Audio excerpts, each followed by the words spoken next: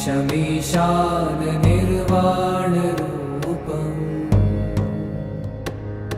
विभुं व्यापकं ब्रह्मवेदस्वरूपम्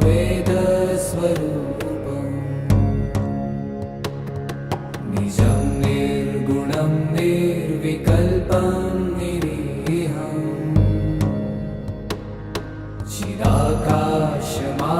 चिदाकाशमाकाशवासं भजेऽहम्